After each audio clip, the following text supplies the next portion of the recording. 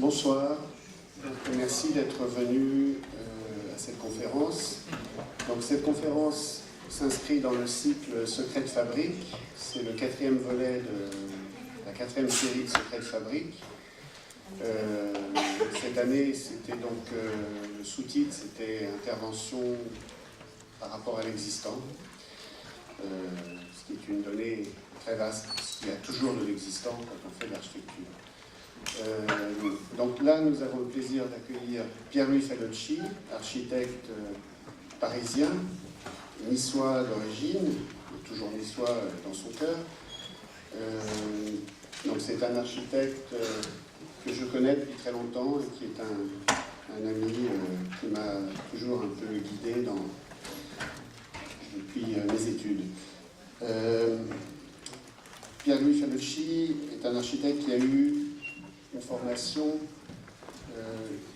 il y a un maître qui l'a marqué, c'est Pingusson. Et c'était à l'époque où il a fait une visite. Pingusson a emmené ses étudiants visiter le mémorial de la déportation, donc sur l'île de la Cité. Et cette visite l'a beaucoup marqué.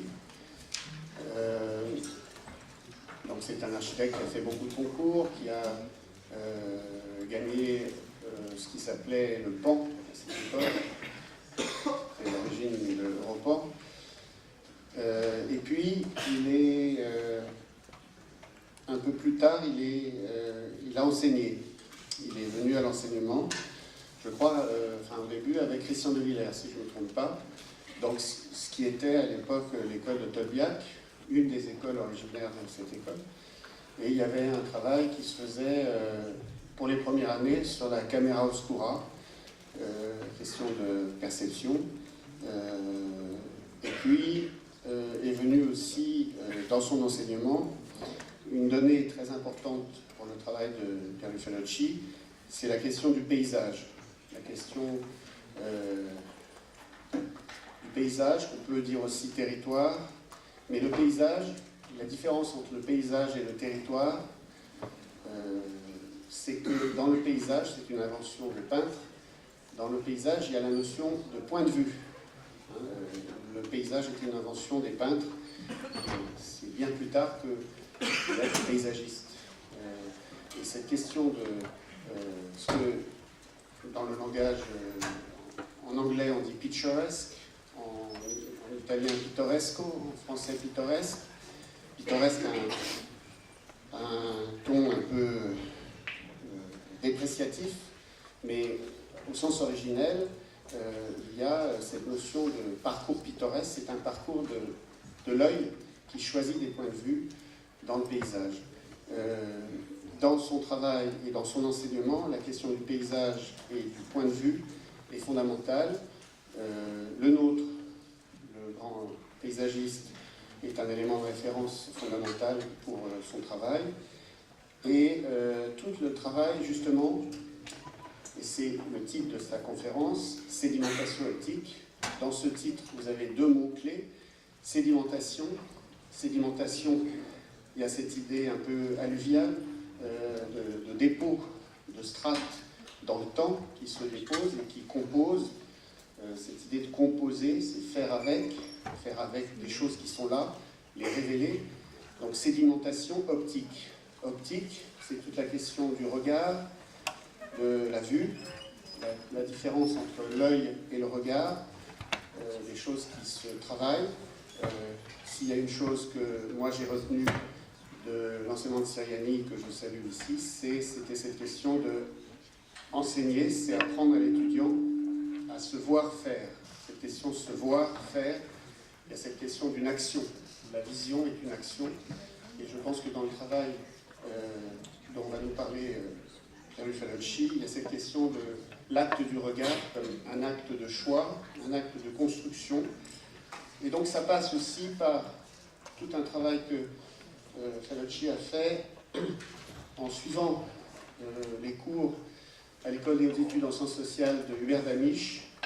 Hubert Damisch est personnage important, qui est à la fois philosophe, historien de l'art, et qui a fait un croisement assez exceptionnel dans la culture française, entre d'une part l'histoire de l'art au sens traditionnel, c'est un élève de Chastel, et la philosophie phénoménologique et la psychanalyse, Lacan, et le structuralisme. C'est le croisement de ces quatre choses-là, et donc tout un travail que Damisch a fait sur la question de la perspective. Il a fait un livre énorme sur la perspective. Il a fait plein de livres, dont un que j'ai apporté ici qui s'appelle Skyline, la ville Narcisse. Donc voilà, le travail d'Hubert Damisch, je pense, alimente beaucoup le travail de Gary Fanochi.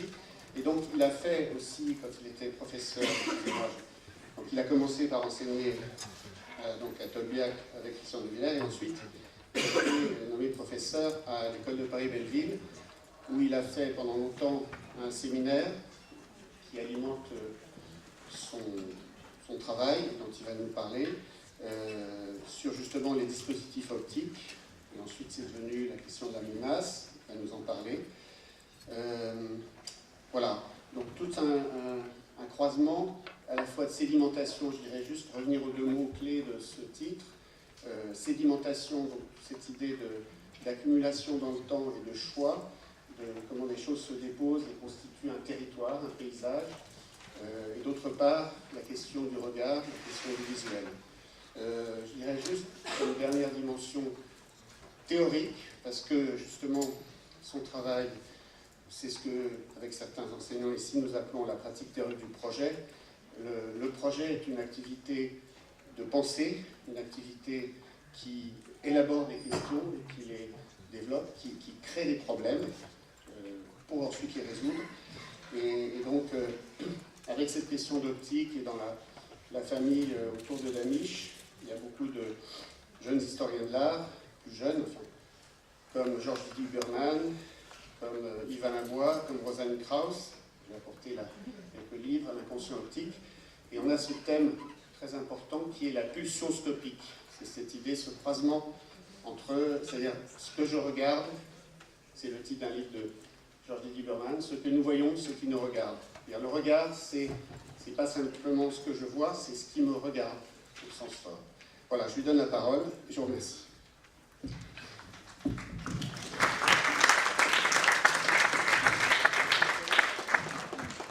J'ai un temps, on m'a demandé de faire court parce que je sais qu'il y a des étudiants qui passent les examens, donc je vais essayer d'être le plus concis possible. Je pense qu'il y a plein de façons d'aborder l'architecture, évidemment, et ce que vient d'expliquer Cyril, c'est un des angles principaux pour moi dans l'enseignement, mais c'est évidemment pas que cela, faire de l'architecture. Il y a aussi d'autres actes de construire, l'architecture de l'urgence dans des pays en difficulté. Et donc, je ne voudrais pas que ce que je montre ce soir puisse être considéré comme quelque chose d'élitiste ou autre, ayant parfaitement conscience que ce métier touche tellement de domaines. Et des domaines dans des situations et dans des pays qui sont dans la difficulté. Donc, c'est pas pour cela qu'on ne peut pas avoir des convictions sur, effectivement, la question du regard et sur le fait que c'est la notion de décor qui est pour moi l'inverse de tout ce que je vais essayer de vous raconter. C'est-à-dire que je pense fondamentalement que les bases de l'architecture contemporaine ont été posées. Nous avons des maîtres. À partir de ces maîtres, nous partons dans des sens différents, mais nous avons une assise culturelle qu'on ne peut absolument pas nier. Et j'ai toujours une immense méfiance des gens qui liquident les grands du XXe siècle, par exemple. Donc j'ai toujours cette...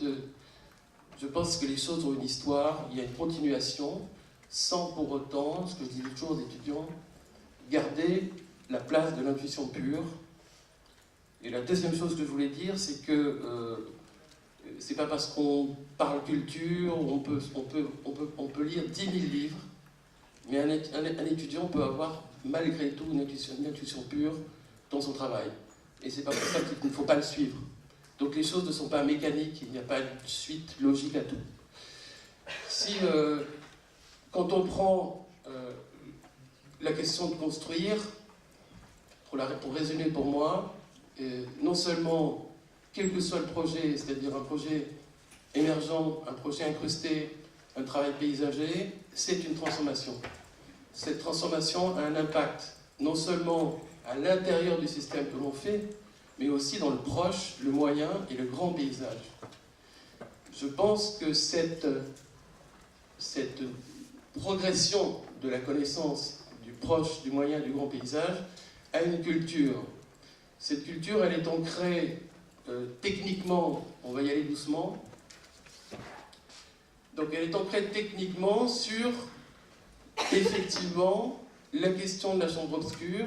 On a parlé évidemment de la peinture, les premiers paysagistes étaient peintres, mais les premiers qui ont commencé à esquisser le relevé du paysage sont, comme le disait Damisch, les peintres hollandais qui ont commencé à monter la peinture pour voir la vue du dessus, mais aussi tous ceux qui ont exploré la chambre obscure ou la boîte noire avec le double miroir qui permettait et qui sont les débuts du travail de géomètre. Donc, je passe très vite sur des images que vous connaissez, mais qui sont des outils de base, sauf que pour moi, l'obsession a été telle qu'à un moment donné, je me suis mis, on le verra sur le projet de Lens 14-18, je me suis mis à rentrer dans la boîte noire et à chercher à habiter le double miroir, non plus comme un outil, mais comme cette fois-ci une entrée dans l'histoire de la représentation du paysage. On passe. Et puis, je dirais qu'un des premiers bâtiments qui m'a complètement fasciné, c'est l'atelier de Méliès. L'atelier de Méliès, je le trouve précurseur sur des milliers de choses. Même si on l'a revu un peu mal refait dans le film de Scorsese, l'atelier de Méliès en 1896, c'est pas n'importe quoi, c'est déjà une ossature métallique, c'est déjà un travail sur le filtre de la lumière, c'est déjà un travail sur la translucidité, c'est déjà un travail sur la sortie de la chambre obscure et sur l'entrée de ce que Roland Barthes appelait la chambre claire. Donc c'est un sujet qui va me hanter et qui, à mon avis, a hanté non seulement le cinéma et la photographie, mais aussi tout le monde de l'art contemporain. Ces images ont une espèce de prémodernité absolument inouïe. Quand on voit les projets d'aujourd'hui, qui sont en métal et verre ou en métal macrolon et autres, c'est-à-dire il y a une espèce de légèreté dans quelque chose qui est une chambre claire à l'intérieur de laquelle s'incrustait une chambre obscure. Deuxième très grande influence pour moi, c'est un projet pour moi qui est absolument mythique, que je trouve précurseur et qui a été magnifiquement titré, je dirais, par Manfredo Tafuri comme une machine de vision. C'est-à-dire que pour moi, c'est la première, après Méliès, machine de vision. Et là, je ne parle pas de mouvement moderne, je parle d'autre chose. Je parle de l'intelligence incroyable de l'appartement de Bestegui sur, vous l'avez, certains, je fais des redites que des profs vous ont sans doute dit, mais le problème de l'enclos, le problème de la sélection optique à hauteur d'œil dans un système est encore plus extraordinaire, la suivante, lorsque l'on voit les étayés à la nôtre qui coulissent. C'est-à-dire que non seulement il y avait un travail dans ce projet sur la question de l'enceinte, sur la question de la sélection optique, non seulement il y avait un périscope rempli d'humour, mais en plus il y avait un travail paysager sur rail, c'est-à-dire que les murs coulissaient, c'est-à-dire des murs végétalisés. Il y a des thèmes précurseurs dans ce projet qui a souvent été regardé comme un élément, on va dire, moderne, au sens critique du terme. Pour moi, c'était quelque chose d'absolument inouï. Il y a une invention là-dedans. Ensuite, la destinée de ce projet m'intéressait beaucoup, puisque Bestegui se fâche avec Le Corbusier, se fait construire un château, et va défendre toute l'idée du pré-postmodernisme en critiquant extrêmement violemment l'art moderne. Chose pour moi totalement impardonnable lorsqu'il a eu ce bâtiment qui a disparu et qui, pour moi, est un mythe, comme l'autre bâtiment qu'on vient de voir qui a disparu aussi. Sur la question de le proche, moyen et la grande profondeur de champ, je pense que Doug Weller a fait un travail, c'est un artiste américain maintenant très âgé, mais je trouve de plus en plus génial. Et il a fait cette intervention dans le Palazzo Grassi qui m'a complètement fasciné parce que c'est le no limite de la profondeur de champ. C'est-à-dire qu'il renverse complètement la question de la chambre obscure pour faire une vraie chambre claire. Et évidemment, l'idée d'éclater cette chambre claire devient un sujet absolument génial pour l'architecture de demain. Donc, lorsqu'on rentrait, c'était en 2014, je me baladais à Venise, parce que j'adore cette ville et j'y enseigne maintenant de temps en temps. J'étais absolument fasciné parce qu'il n'y a aucun effet spécial. Il y a un travail sur... On reprend la chambre claire des photographes, mais après on la travaille de manière à ce qu'on ne sente pas la limite. Et j'ai retrouvé ce thème dans THX 138 en 72, c'est-à-dire le diplôme de George Lucas. George Lucas qui fait un premier diplôme en 70 en noir et blanc, et puis au vu de son diplôme, je parle là des étudiants d'architecture qui font un diplôme c'est très important. Très très important, un PFE, c'est un morceau de votre vie, quoi.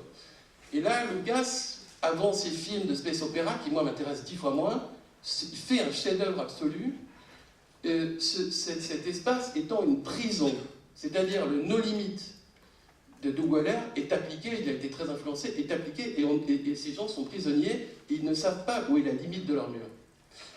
On continue. Sujet tarte à la crème, parce que tout le monde reprend aujourd'hui la jetée. Moi, ça fait 20 ans que je parle de la jetée pour la question de la photographie.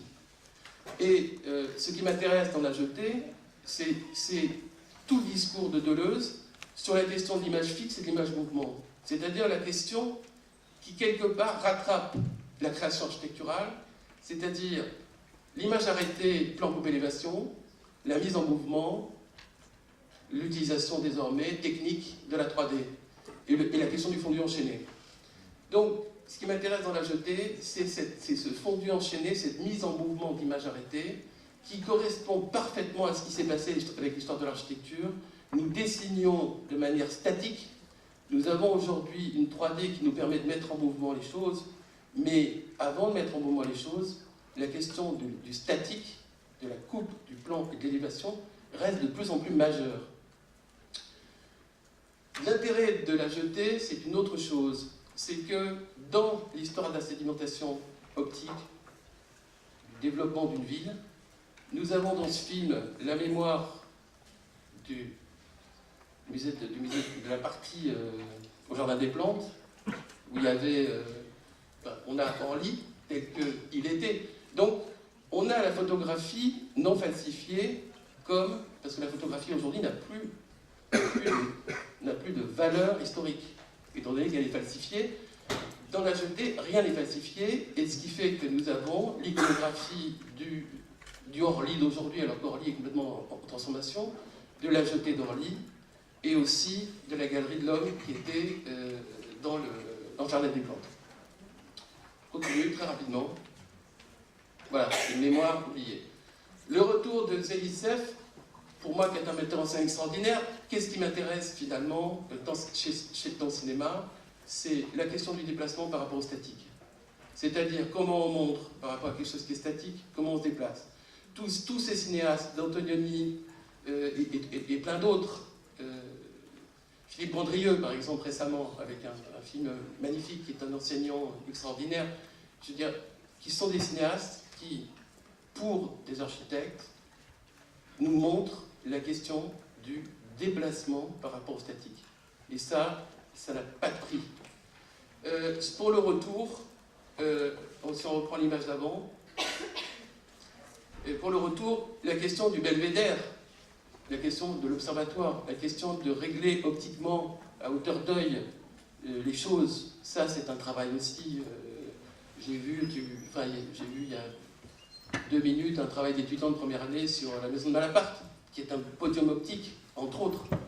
Donc, j'aime beaucoup les projets qui répondent à la question de la forme-fonction, mais qui ajoutent plein d'autres sujets, on va le voir sur les projets. On continue donc rapidement, pour ne pas s'éterniser sur la question du cinéma.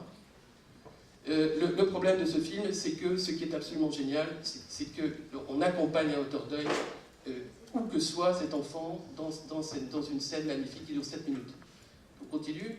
Dersu Uzala m'a marqué à vie. Dersu Uzala m'a marqué à vie parce que tout est là, on est en 75, et tout est dit, et tout préfigure ce qui va se passer. On a affaire à un soldat soviétique, soviétique de l'époque, on appelait soviet encore, et un géomètre. Ils sont paumés dans un lac. Il y a un travail sur la découpe de l'horizon qui a tombé. Le géomètre porte son trépied. Ils marchent, ils sont totalement perdus. Ils arrivent dans une zone plantée. On avance. On avance. Ils vont découper ces plantations. Et avec le trépied de géomètre, ils vont s'en sortir et construire une architecture de l'urgence qui va les sauver. C'est un film qui m'a marqué. C'était chaque fois que je commençais un cours théorique, j'ai toujours commencé par ce film, et même si je le redis, même si quelqu'un d'autre l'a dit, peu importe, les convictions, c'est ça. On continue. Stalker me fascine. Stalker, c'est un peu la tarte à la crème maintenant de tout le monde de l'architecture. Moi, Stalker, ça fait plus de 20 ans que je parle de ce film. Qu'est-ce qui m'intéresse dans ce film? C'est pas forcément l'histoire, c'est techniquement le travelling exceptionnel entre la ville en noir et blanc, sépia et blanc, c'est-à-dire le passage d'une ville industrielle en totale désuétude comme le nord de la France dans certains endroits, vers un espoir d'une cité verte, d'une zone verte, qui malheureusement, donc il y a un travelling magnifique, et on débarque dans une zone verte, ils se sont battus pour y arriver, et ils se rendent compte que la zone verte, c'est grosso modo, c'est pas Tchernobyl, puisque le film date bien avant Tchernobyl, mais on continue, on avance, et ils arrivent devant donc une catastrophe nucléaire. On est très nettement avant Tchernobyl, et on est dans un monde où la question du paysage menacé, par rapport au paysage pur, est montrée d'une manière totalement prémonitoire. Bruno Dumont, bon, vous avez peut-être vu les petits quinquins et choses comme ça. Bruno Dumont, pour moi, son chef-d'œuvre, c'est Hors Satan. Pour 2-3 scènes absolument inouïes, on y va vite. L'arrivée sur le parc à huîtres abandonné, avec cette ligne, il y a quelque chose qui est presque naturellement et sauvagement une installation paysagère sublime. Donc toute cette scène où elle marche, et on la voit latéralement, en travelling latéral, marcher sur l'eau, toute cette scène est absolument magnifique, d'autant plus qu'il y a une retenue d'eau, c'est-à-dire il y a une construction architecturale qui relève du barrage. Je ne sais pas si Dubois est dans la salle, comme prof, il n'est pas là aujourd'hui, non? Il est là, il avait fait un diplôme sur un barrage, c'est un souvenir en tant que prof absolument exceptionnel, sur construire un barrage, et le vieux village est enterré, et il construisait sur toutes les berges émergentes, c'est un souvenir comme ça. Donc voilà, il y a dans le cinéma des éléments qui ne sont pas forcément liés à filmer un bâtiment, mais des éléments qui sont des richesses fantastiques. Et évidemment, le dernier coup d'éblouissement que j'ai eu sur la question du paysage proche, du paysage profond, du paysage moyen et du paysage profond, c'est Le Cheval de Turin. Je termine sur les exemples de cinéma, parce que ça, je considère que c'est un chef-d'œuvre total. Donc les images parlent toutes seules. On y va, on y va, on y va, on y va. Et on enchaîne. On enchaîne sur un sujet qui a été, donc, qui m'a hanté pendant 20 ans. C'est la question de la trace que laisse l'axe de Le Nôtre. C'est un paysage perdu, mais qui en même temps est sublime. C'est-à-dire, il est, pour moi, 10 fois plus intéressant que... beaucoup plus intéressant que l'organisation qu'il y avait ici, qui était loin d'un Vaux-le-Vicomte, qui est tellement plus riche et tellement plus génial. Donc là, on avait un truc un peu à la française, et je trouve formidable qu'on ait des traces. J'ai créé un exercice là-dessus, mais en fait je ne l'ai pas créé, je l'ai repris à l'école du paysage. C'était Michel Desvignes qui avait créé quelque chose, mais en transformation paysagère et pas en architecture. Et je sais que cet exercice se prolonge ici, ce dont je suis extrêmement heureux, et certainement fait d'une manière différente encore, puisque là l'idée c'était de profiter de l'axe de Le Nôtre pour disposer des éléments culturels qui permettaient de lier la ville haute et la ville basse avec l'idée de construire un chemin. Je sais que des enseignants, dont Cyril et je crois Laurent, reprennent cet exercice ici. C'est un bonheur de l'apprendre parce que je pense que c'est vraiment un lieu tout à fait exceptionnel. Dans ce lieu, ce qui est intéressant, une fois que Le Nôtre disparaît et que la Révolution française intervient et casse les jardins à la française, c'est que du coup, le fond de tapis vert qui était prévu pour le château qui n'existe plus et qui termine au ras de la perspective, en fil de perspective, permet désormais d'avoir un renversement visuel qui va me servir de manière considérable pour le projet du Mont-Beuvray, dont on parle tout de suite. Le projet du Mont-Beuvray, je ne le décrirai pas. Je vais juste vous dire, il s'agit d'un musée d'archéologie. On reprend l'image d'avant. Toute la fouille archéologique est ici. Le musée est dans une espèce de clairière. Et ce qui était fondamental, sa raison pour moi la plus importante, c'est, on va s'approcher, c'est qu'on a le musée ici, et puis on avait le centre de recherche avec plein d'autres petits projets à 4 km. Fort de la leçon de Le Nôtre, c'est-à-dire de la question du vis-à-vis dans le grand paysage, ce projet a été construit et petit à petit, nous sommes intervenus pendant 20 ans. C'est-à-dire que ça fait exactement 19 ans, ce concours gagné donnait des tranches conditionnelles que nous avons réalisées pendant ce temps. Nous n'avons pas cessé de travailler dans ce territoire avec, ça c'est l'incrustation du musée, le développement des parkings, etc. On passe. Voilà. Le projet, je ne le décrirai pas. En fait, je dirais juste c'est une chose. Je dirais juste une chose si on revient en arrière. En fait, c'est une immense boîte de verre posée sur un socle de pierre, avec des murs qui sélectionnent ou pas, par rapport au sujet, le paysage. C'est aussi con que ça. Voilà. Avec un parking qui marchait dans la même trame. Donc le projet est agrippé. Le parking, c'est un parking qui efface les voitures. Voilà, c'est un travail de mur. Et ce rythme de parking rentre dans le musée. Ça fait musée quand il y a couverture, ça fait parking quand il n'y a pas couverture. La coupe du musée était très simple. On ouvrait en transparence sur la forêt, c'est-à-dire la forêt où il y a toutes les fouilles archéologiques. Il y avait un mur suspendu qui effaçait le beau paysage, qui n'était pas le sujet. Après, on progresse, on arrive au bout, et on a en face le village vers lequel on va aller, doucement. Voilà.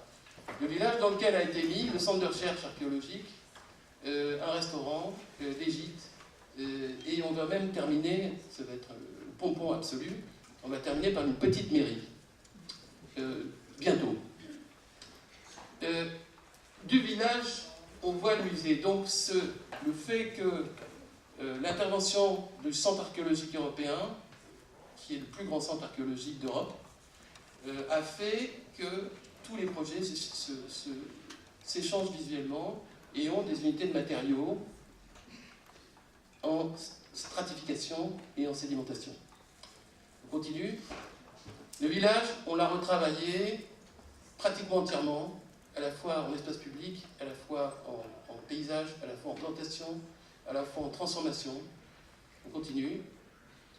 L'intervention, il y en a une ici, il y en a une là, il y en a une... peu importe, on va la retrouver. Petit resto, voilà, elle est là. C'est un endroit, c'est une aventure qui dure encore, parce qu'on va encore, on a eu cette année une tranche conditionnelle qui datait de, je sais pas combien, de 15 ans, et qui nous demande, en enterrant, de créer une salle supplémentaire pour le musée. Donc on continue. Le centre de recherche qui est ici, il donne à voir, évidemment, le musée. On continue. On a refait la muséographie. Alors, c'était très difficile de revenir faire une muséographie. On l'a refaite en verre entièrement. et en LED, c'est-à-dire en lumière par conduction de verre. C'est-à-dire, c'est un verre structurel où se propage la lumière. Ce qui donne les effets suivants, si on reprend l'image d'avant, pardon, de jour, de nuit, les objets dans la nouvelle lithographique sont tout en flottaison et entièrement en structure verte. Ce qui n'était absolument pas le cas du premier musée. Continue. Il y avait une extension du centre de recherche, c'est devenu le centre archéologique de Bourgogne. Donc on a construit un projet qu'on ne voit pas, qui fait 2000 m², qui prend sa lumière, qui s'incruste, on y va. Symboliquement, c'était très intéressant puisqu'on revenait, l'archéologie c'est de l'affouillement, et donc finalement on a affouillé pour faire le projet, et puis on a mis la terre dessus. On revient à l'origine de son projet. Le projet est donc finalement une émergence des éléments structurants, les centres de lumière, les bureaux, les centres de lumière dans la circulation, tout est tempéré, on voit quasiment pas le projet, et on pense que c'était important parce que tout d'un coup on pensait qu'il y avait une saturation de projet, donc là, dans la coupe, on s'y est mis, et puis, l'air de rien, beaucoup de gens viennent se mettre ici, les vaches arrivent, etc., c'est malade, le musée étant là. On continue, on travaille sur la lumière, on continue, et on passe à un autre projet. On passe à un projet dont je vais parler que sur le dispositif optique. Nous sommes dans un camp d'extermination, c'est-à-dire l'un des 14 camps d'extermination allemands, puisque l'Alsace a eu un camp.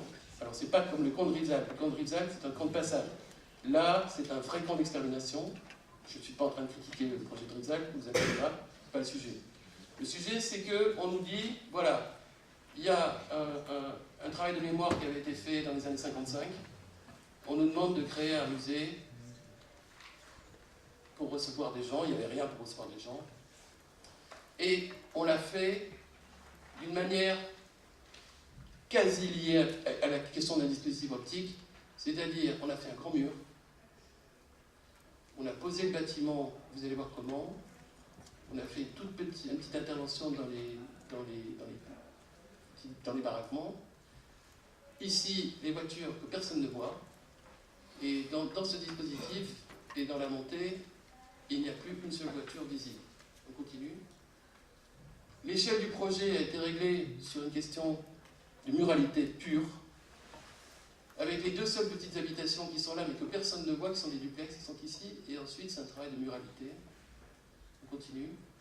Et puis après, c'est un travail toujours dans la sédimentation du sol. C'est-à-dire, on a regardé dans ce concours qu'est-ce qu'il y avait dans le sol. Dans le sol, il y avait des caves construites par les déportés. Donc on s'est dit, mais on va faire de ces caves l'exposition permanente, ce qui a désimpacté complètement le bâtiment. Donc on a posé sur les caves anciennes le musée, et ce concours a été gagné parce qu'on était beaucoup moins haut que les autres, et on a... alors là, l'influence de Pinguisson, elle est absolument énorme. On continue. Voilà, donc un projet en couple extrêmement simple. On a commencé par dégager les caves, de les dégager complètement. On continue. On continue. L'aménagement paysager dans le travail de mur est extrêmement simple, les parkings étant derrière ce mur. Et les ventilations de caves deviennent un élément de composition du projet. On continue. On arrive par là et on remonte dans l'autre sens. C'est un projet qui se prend la neige, qui se prend, on est à 850 mètres d'altitude, donc il doit résister à tout. On continue. Et cette rue, cet axe que vous avez vu, il est axé sur le portail d'entrée du camp, qui était l'élément constitutif du dispositif optique, sachant qu'on rentrait dans le musée au point à la nôtre de la crête. Avant de rentrer dans l'exposition permanente, il y a un travail sur la lumière, une dramatisation sur la lumière. Je suis ni le premier ni le dernier à croire en la sculpture de la lumière. Il y a ici des architectes qui ont fait ça d'une manière absolument magnifique, ne serait-ce que Elkink, qui est à ma gauche. Si je pense à quelque chose que je peux citer, un fabricant de lumière exceptionnel. Donc continue, on descend. Ces tirants font partie d'une chose, une contrainte qui était que nous sommes en zone sismique et donc tous les éléments de béton sont contreventés. C'est un thème qui a fait partie, c'était une contrainte, c'était une menace du projet qui avait partie de la composition. Une fois qu'on est en bas, on a dégagé toutes les caves et on a tourné autour pour raconter l'histoire. Voilà. Donc on s'est retrouvé, on a remis à nu quelque chose qui avait été enfoui, mais je dirais même caché. Les grandes enfilades sur l'image précédente, les grandes enfilades dans les deux sens, évidemment, on n'arrive pas à la qualité du mémorial de Pamusson, mais cette question d'enfilade profonde non accessible, c'était quelque chose qui m'avait marqué avec ces petites lumières, etc. On continue. On continue. On continue. On passe à un autre projet que je vais essayer de vous raconter le plus rapidement possible parce que je sais que le temps est serré. Il s'agit du projet du musée de Rochefort. Ce que vous voyez ici, c'est une façade 18e qui est là et une intervention architecturale. Je vais essayer d'expliquer, ceci étant des coulisseaux entre la question du tremblement de terre, c'est-à-dire que les deux bâtiments doivent pouvoir bouger ensemble, mais avec ces éléments-là. Dans ce projet, l'influence du cinéma a joué, dans le secret de fabrique, on est en plein avec ce sujet, avec ce projet, on est en plein en secret de fabrique. C'est-à-dire, le secret de fabrique pour ce projet, parce que le secret de fabrique, je ne sais pas ce que ça veut dire, j'ai passé ma vie à transmettre aux étudiants, moi j'ai donné tout ce que je savais, ce n'est pas le cas de tous les architectes qui ne sont pas enseignants, et donc le secret de fabrique, je vous dis très franchement, je l'ai donné pendant 20 ans, 25 ans, et je le donne encore. Je donne mes secrets de fabrique. Moi, j'ai rien à cacher sur ce métier, et plus un étudiant va progresser avec le peu que je peux lui apporter, tant mieux. Je ne vais pas le planquer, quoi. Voilà. Mais je joue sur les mots. Donc, il y a la maison de Pierre Loti. La maison de Pierre Loti, le musée est ici, et ici, vous avez le panoptique qu'avait installé Jacques Demy dans ce film totalement ridicule, qui est Demoiselle de Rochefort, film absolument ridicule, sauf pour son générique, avec le transborder qui monte, qui est absolument génial. L'histoire est ridicule, mais optiquement, évidemment, Demy est un génie. Donc, maison de Pierre Loti, c'est quoi? Des volets fermés, on ne sait rien, silence absolu. Dedans, les 4 continents, ces voyages, le truc, une espèce de... Il y a même une table, on dirait, à la maison de Dracula. Enfin, c'est un truc très, très étonnant. Et on a cette richesse intérieure incroyable par rapport au silence extérieur. Après, l'autre influence, on a cette espèce de chose bizarre qui, quand même, a une partie 18e, un agrandissement 19e. La question là, c'est même plus la question de regarder un bâtiment, c'est de le considérer comme une topographie artificielle. C'est-à-dire, vous avez la question du patrimoine, mais vous avez aussi la question de vous dire, le déblai remblai, c'est une chose, l'aménagement paysager, c'est une chose, mais un bâtiment existant, c'est une topographie artificielle. Aujourd'hui, quand il s'agit de le transformer, ce n'est plus une question, je dirais, de rapport stylistique. Il y a, dans un bâtiment, maintenant, quand je le regarde, il n'y a pas de bâtiment laid, il n'y a pas de bâtiment, il y a toujours un intérêt. Alors, on le rase, on le fracture, on le rentre à l'intérieur, on le transforme, mais finalement, on le travaille comme une topographie. Et plus, je dirais, plus que comme un bâtiment. Ça, c'est un hommage que je trouvais intéressant, puisqu'on voulait absolument casser le parti 19e.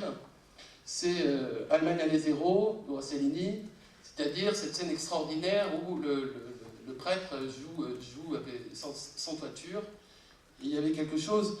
Je pense que dans un projet d'archi, mais même en première année ou deuxième année, il faut qu'on arrive à se raconter une petite histoire.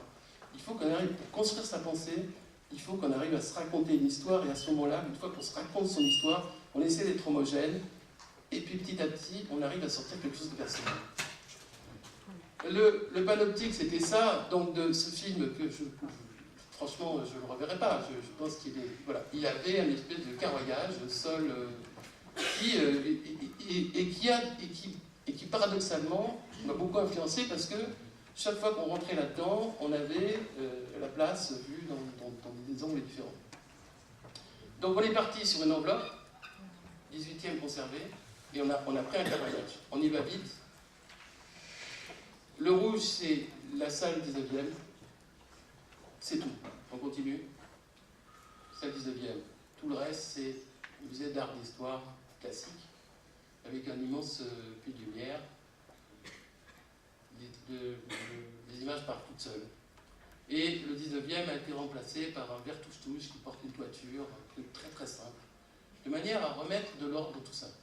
Après, on voit bien que le rite du 18e joue le rôle sélecteur vers la ville, et que c'est donc l'enveloppe qui fait la sélection et les cadrages par rapport à toute la richesse intérieure.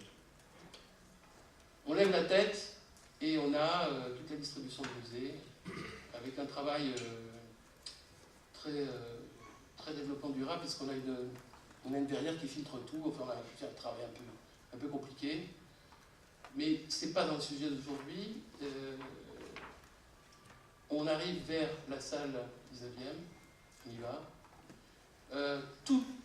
Rien ne touche le sol, tout est en apesanteur. Ce sont des thèmes qu'on retrouvera et qui sont dans un héritage que je revendique totalement nicien, c'est-à-dire je ne suis pas pour la liquidation des grands modernes, comme le font beaucoup d'architectes aujourd'hui, pour arriver à se distinguer. Je ne suis pas non plus dans l'obsession de la reproduction. Je suis dans une continuation culturelle en essayant d'être le plus homogène possible. Voilà. Le problème, c'est pas de se dire putain, je suis un grand architecte. Non, j'essaie d'avoir une continuation et une homogénéité. Et j'essaie surtout d'être cohérent entre l'enseignement et la production. Voilà, donc ça c'est la salle 19e, avec la tradition même du balcon. C'est-à-dire au 19e, on avait dans les salles 19e, on avait le balcon qui permettait de voir les grandes œuvres en partie haute et les petites œuvres en partie basse.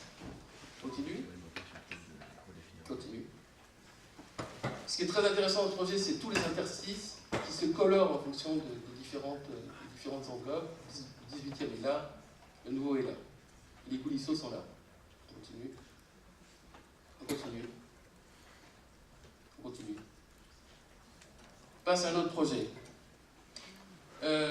C'est une fortification de Vauban abandonnée. La ville d'Avesnes-sur-Helpe a été détruite, bombardée, détruite, et toute la fortification de Vauban a disparu, sauf une petite partie là. On nous demande un concours d'un musée qui va avant. On nous demande de mettre un palais de justice dans ce bâtiment. Comme toujours, dans tous les projets qu'on a fait, ok, on fait un palais de justice, mais ce palais de justice, il va fabriquer de l'espace public, il va fabriquer autre chose. Plan. On a regardé dans le sol, et on a trouvé cette courtine qui est enterrée, mais à peu de choses près, au ras du sol. Et on s'est dit, mais c'est ça qui va constituer sans doute la ligne de force du projet. Continue.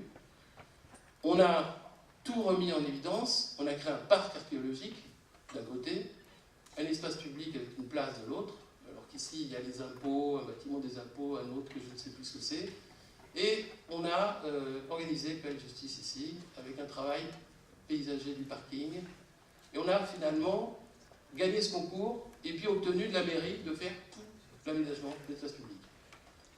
Le bâtiment se soulève pour laisser passer la courtine, et il y avait un deuxième sujet très important, c'est qu'en montant le bâtiment, et surtout la salle des pas perdus, j'avais une façon de régler la question du paysage proche, du paysage profond.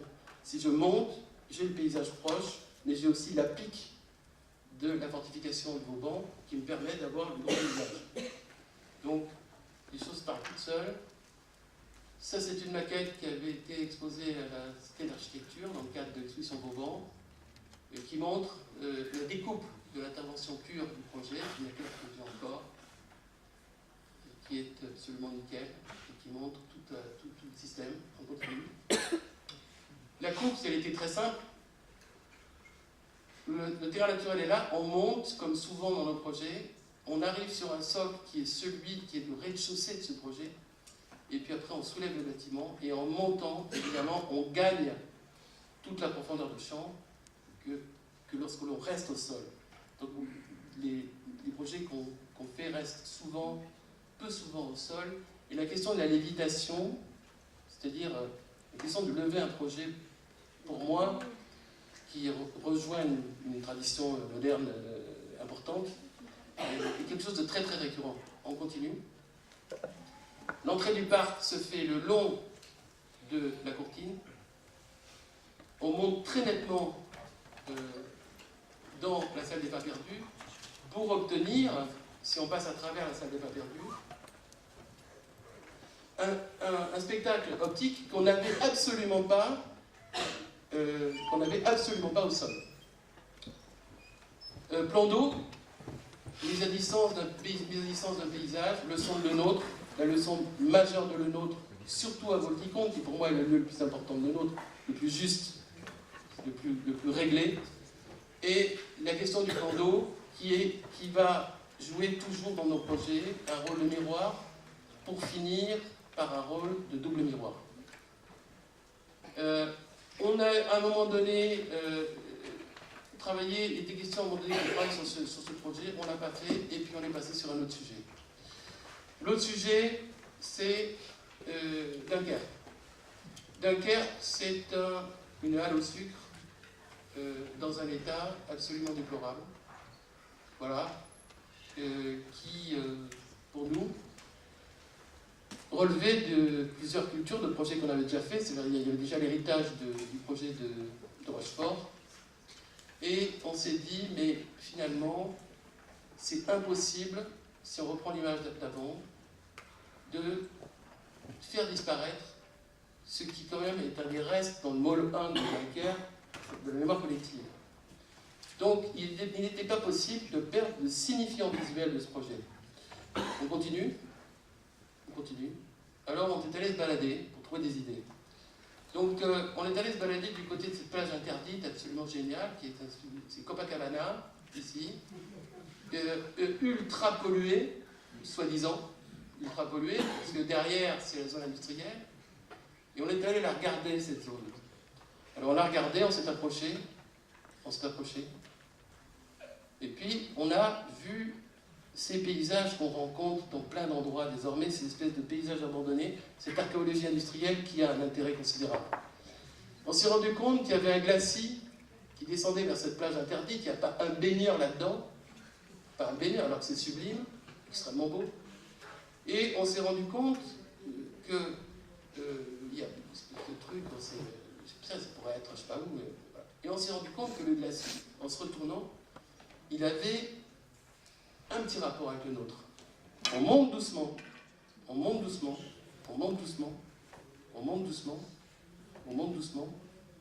et on a ces systèmes de répartition optique chez le nôtre. Du coup, on s'est dit, putain, retournons à Volvicomte, on y va doucement. Volvicomte, c'est un des endroits, quand vous commencez à Volvicomte, vous avez tout le grand parc devant, avec tous les leçons à n'en plus finir, et sur le côté, il y a une petite montée qui peut... Moi, j'ai amené très longtemps les étudiants là-dessus. À Volvicomte, il y a déjà les murs végétalisés, il y a déjà énormément de thèmes qui préfigurent des choses que les paysagistes contemporains utilisent. La question de la crête, c'est une question qui m'a toujours fasciné. On monte doucement, et on découvre une autre profondeur de champ, et puis on se retourne, et on découvre complètement autre chose. C'est-à-dire, toute la montée optique absolument géniale, elle se retrouve là, et on s'est dit, voilà, il y a la plage de Dunkerque, les leçons de Le Nôtre qui nous obsèdent depuis tant d'années, et puis Gordon Matta-Clark, parce que la fissure des bâtiments modernes, des bâtiments américains traditionnels, cette espèce de fissure qui, je crois, a été faite en 72, 74, je ne sais plus, m'a hanté aussi. C'est-à-dire que c'est un geste d'art contemporain sublime. On a utilisé tout ça pour faire ce bâtiment de Dunkerque. Alors on l'a pris tel qu'il était, on l'a scié en deux, on a fait une montée, et on a partitionné un programme monstrueux. D'un côté, tous les bureaux de la ville, une école d'urbanisme, le centre de recherche, et de l'autre côté, un learning center avec dessous les archives de la ville. Enfin, un programme, on a travaillé 6 ans dessus, c'est un truc de fou.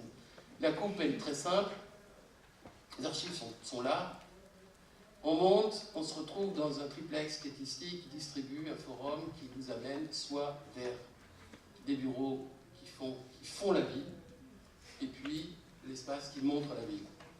Voilà. Donc on a coupé d'une façon, je dirais, un cut extrêmement violent. La partie musée Learning Center est là, la partie bureau de la ville est ici, et sous la rampe, en pont, toutes les archives de la ville. Donc on a une espèce de bâtiment qui a un sens absolument incroyable, puisqu'on fabrique quasiment dans un bâtiment l'équivalent d'un centre-ville. Et le lieu marche. Il a mis du temps, mais il y a beaucoup de monde, ça marche très bien. Voilà. On va monter doucement, on va monter à la nôtre, très doucement. Très doucement. On y va. On y va. On y va. On se retourne. On y va.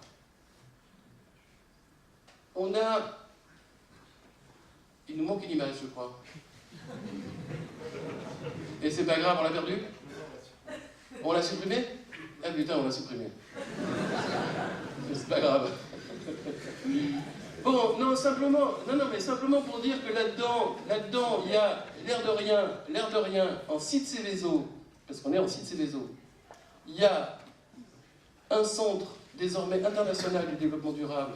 C'est-à-dire qu'il y a tous les thèmes de développement durable dans ce musée, qui a été livré il y a peu de temps, et toujours cette idée que l'enveloppe, qui à un moment donné rentre en épi dans le projet, rencontre une architecture blanche très simple, très riche, mais qui nous permet de se balader, et à la fois de... Voilà, on continue. Après, il y a un travail de lumière. Alors, ce qui est intéressant, c'est que c'est toujours l'enveloppe conservée qui sélectionne la lumière. On continue. Ça, c'est l'exposition temporaire. Alors, ce qui est extraordinaire, c'est qu'une des premières expositions temporaires, c'est un architecte qui est vraiment très loin de ma pensée, mais que j'ai toujours apprécié malgré tout, c'est Lucien Kroll, qui fait la première expo dans ce lieu. Extraordinaire, avec des trucs tout tordus, et des machins. Alors que le projet est extrêmement... Mais ça marchait très bien. C'était très bien. Moi, j'étais très content. On continue. Voilà, donc se passe tout un tas d'espaces où, finalement, le fond scénique, c'est l'enveloppe. On continue. Ah, on l'a. Voilà. Donc, cette partie haute est un premier belvédère sur la ville de Dunkerque. D'un côté, on a le port, de l'autre côté, on a la vieille ville de Dunkerque. Vieille ville entre guillemets, puisqu'elle était entièrement reconstruite. Et puis là-haut, on a un espèce de lieu qui est un lieu qui est de réception, etc., et qui en même temps, image suivante, offre un belvédère, sachant que vous êtes en train de voir là le projet de la Caton-Vassal, qui s'est fait, qui a été livré un peu avant nous. Et ce sont les deux grands pôles culturels de cette ville, avec un maire qui n'est plus maintenant maire de Dunkerque, mais qui a été pour moi une rencontre absolument exceptionnelle. On continue. Et on passe à un projet qui était particulièrement difficile, puisqu'il devait être en écho avec l'anneau de Philippe Prost. Donc nous sommes à 1,5 km, l'anneau de Philippe Prost est derrière nous à 1,5 km dans la partie haute, et le complément c'était de faire un musée. Il y a eu un concours un peu compliqué qu'on a gagné en prenant beaucoup de risques, mais qui a été presque une surprise pour nous. Là, dans ce projet, l'éclatement le sujet de la chambre obscure, dont a parlé Cyril, est à son, je dirais pas son comble, mais dans sa totalité. C'est-à-dire, on s'est dit, on va passer de chambre obscure à chambre obscure, et chaque chambre obscure va avoir une spécificité, une paroi qui se dilate, une paroi qui se dilate par le haut, une boîte soulevée, une boîte percée. Chaque boîte a des effets de lumière, et on s'est dit, ce sera la seule métaphore de cette guerre de 14-18, c'est-à-dire la mitraille. C'est-à-dire la mitraille composée par l'ombre et la lumière. Dans la façon de penser ce projet, il y a désormais pour moi une grande conviction, c'est que je pense que le dispositif du sol précède le dispositif du projet. Quand je dis ça à des étudiants, je suis très contesté. Pourquoi ? Parce que j'ai été absolument frappé par un voyage en 81 en Hollande, où ce ne sont pas les architectes hollandais qui allaient arriver qui m'ont fasciné, évidemment il y en a plein de qualités, mais ce qui m'a fasciné, ce sont les ingénieurs de Deblay-Ramblay et tous les ouvrages d'art de retenue d'eau qui m'ont fasciné. Et les dispositifs d'organisation de Deblay-Ramblay précédaient les ouvrages de retenue d'eau. Et là, dans ce projet, on a essayé de faire ça. Aujourd'hui, il y a un petit centre européen de la paix qu'on est en train de pétrifier et de transformer, qui est la phase 2 de ce projet. Pour le moment, il est en attente. Et ce qu'on a fait, c'est qu'on a travaillé d'abord par plateau. Plateau de parking, c'est-à-dire, pour moi, un parking se compose, comme on a fait pour le Mont-Beuvray, comme on a fait pour le Struthof, un parking se compose complètement avec l'architecture, c'est-à-dire qu'il est l'irradiation du projet, soit dans un sens, soit dans l'autre. Donc, on a d'abord disposé des plateaux, et ensuite, on a disposé le musée en succession de chambres obscures. Sachant que l'architecture de ces chambres obscures, évidemment, passée dans tout le système de muralité et de rampes handicapées, qui sont devenus d'ailleurs, les rampes handicapées sont devenus des éléments architectoniques qui se composent de manière générale dans ce projet. Donc, ce projet, c'était très très difficile de répondre à un projet de Philippe Prost qui était absolument parfait, réussi et tout. C'était très difficile. La question là, c'était de se dire ok, il y a un très beau projet qui est très juste, mais qui n'est pas sur la question de l'abri. C'est sur la question de l'aménagement extérieur. Nous, la question de l'abri, c'était dans un paysage bucolique, alors qu'il y a eu des milliers de morts, des trous et des crevasses, on s'est dit, dans ce paysage bucolique, on ferme tout et on ouvre d'une manière indirecte. On continue. On continue. Et on voit toute organisation de ces murs, les rampes, etc., par rapport à, dans un premier temps, à des boîtes noires qui sont extrêmement simples et qui, en fait, sont assez sophistiquées.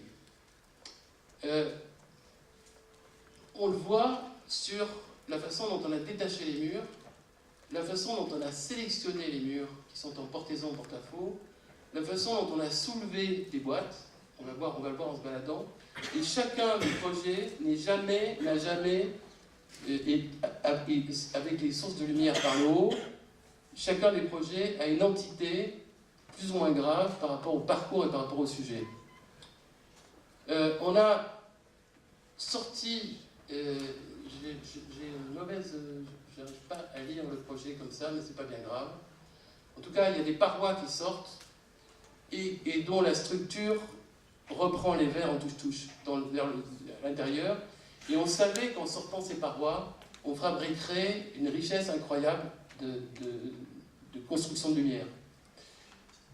Voilà, donc on s'approche, on va rentrer doucement, l'entrée du projet, et on commence à sentir déjà des traversées qui ne sont pas des cadrages. Le mot de cadrage, je ne l'ai pas employé jusqu'à maintenant, parce que je crois que c'est un sujet qui n'est plus vraiment une question d'actualité dans la façon d'avancer la question visuelle des projets. Donc, les boîtes sont autonomisées, et finalement, les échappées visuelles sur les terrils ou sur les champs ne sont pas des accompagnements du sujet, ce sont des respirations de ce projet. Et puis après, il y a un travail, sur on le verra après, sur ce filtre de lumière qui dissocie en plafond chaque élément. On continue. continue, et on commence à voir à certains moments de la journée, et même quand il n'y a que la lueur ou qu'il fait un temps gris, les parois bougent. Continue. Les choses parlent toutes seules, je n'ai pas de commentaires. C'était quelque chose de voulu, c'est-à-dire dans les interstices, il fallait que l'ombre soit même quelque chose d'ombre grillagée, même quelque chose sur le thème de l'enfermement, ou sur le thème d'un grillage défensif. C'est-à-dire la métaphore, elle est construite par la lumière et absolument pas par autre chose. On continue. Entrer dans l'un des thèmes, donc il y a un thème. Et ça, c'est l'effet des murs qui sont sortis. Lorsque les murs sont sortis, les butons fabriquent la lumière, et ensuite, les petits butons qui tiennent les verres touche-touche fabriquent un mitraillage de lumière, plus ou moins dense, on va le voir. On continue. Continue. On continue. On continue. On continue. Et dernière image de ce projet, c'est que, évidemment, tout l'aménagement extérieur a été très travaillé. Parce que le projet s'irradie, fabrique des parkings, isole des voitures, toujours les mêmes thèmes, et puis nous dispose par moments vers le grand paysage en contrebas. On continue. On passe à notre projet. Si c'est trop long, vous me dites, hein. Bon, moi je continue, il n'y a pas trop de projets encore, peut-être 2-3. Ça c'est un sujet qui est une aventure fantastique. François Chalin, qui m'avait répondu, qui m'avait posé dans son émission France Culture, m'avait dit mais c'est quoi ce moulin là, ce truc, il a été détruit 3 fois. Enfin, il s'était un peu moqué de cette histoire, mais le moulin, je pense qu'il avait une valeur symbolique. Excuse-moi, c'est pas une provocation, c'est le rappel d'un passage un peu douloureux chez toi parce que c'était pas facile. Donc je veux juste te dire que ce moulin a été refait 3 fois, tout comme le portail du Struthof, mais pour moi ça n'a aucune importance.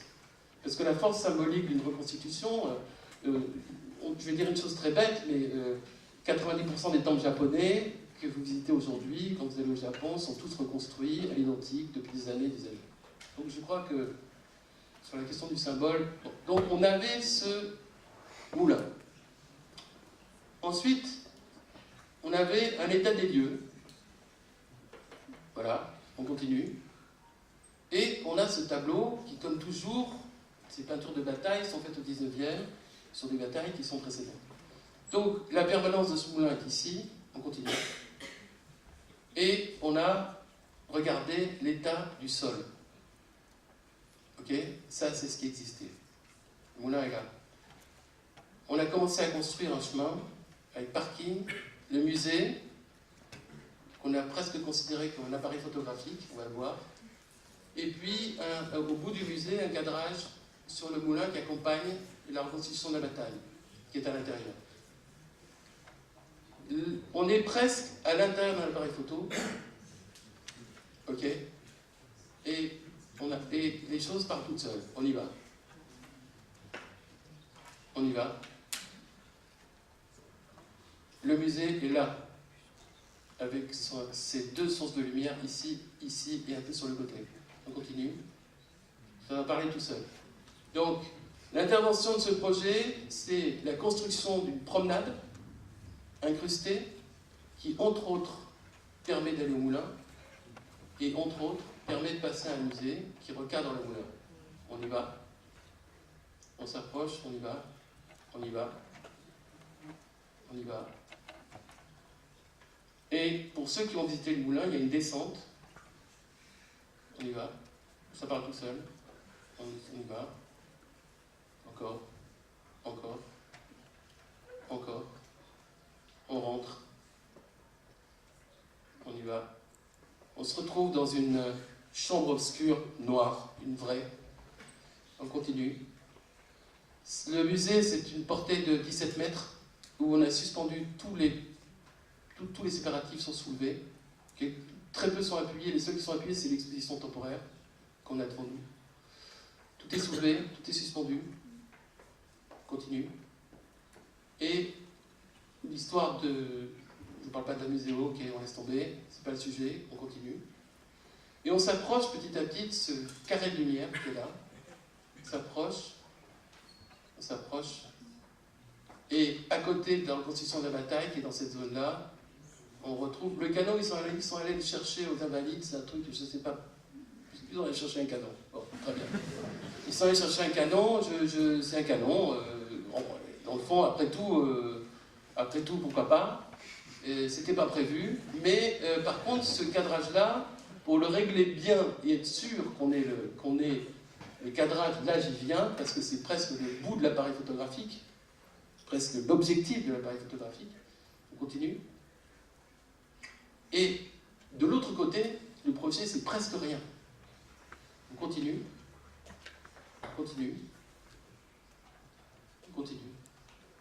Et on passe à un autre sujet sur le même thème. C'est-à-dire qu'on se retrouve entre deux ailes de château. C'est le château de la personne qui a, je ne dirais pas produit, parce que c'est un mot d'aujourd'hui, mais qui a financé toute la production de La Fontaine. Donc c'est quelqu'un de très riche, le château a été abandonné, récupéré en école de musique, il fallait transformer. Ce qui était intéressant, si on revient sur l'image d'avant, sur la première image, c'est ça.